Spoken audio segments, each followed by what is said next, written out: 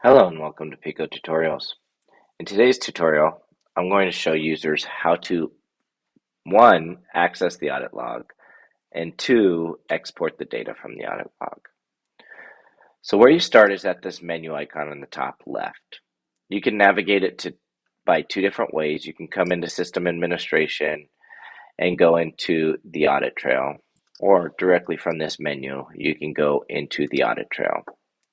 From there, what you'll see is that you associate a date range, and this date range can be anything that you'd like. So if you want to expand your date range from the single day, and let's say I want to go from the first of the month, you just go through it and adjust that.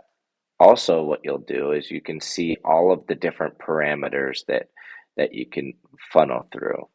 So if I only want to see, or if I want to remove the event rules, email settings, exporting video, device actions, and I really only want to see login and logouts, you can simply just export all of that or remove that from your visibility, and here's all your login and logouts.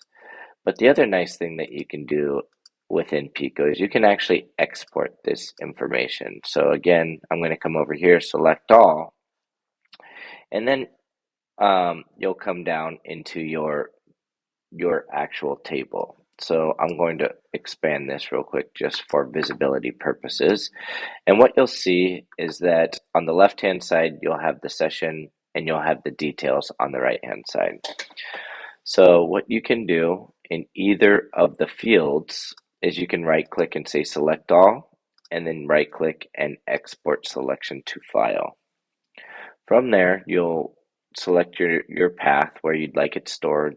You'll select a file name, and then you'll select which type of file you'd like, whether HTML or CSV. You'll click save, and then that will save it wherever your path is created.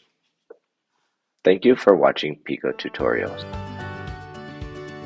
If you would like to watch more how-to videos around Piko, please click here for our tutorial channel, or you can visit us here at pikovms.com for more documentation and downloads.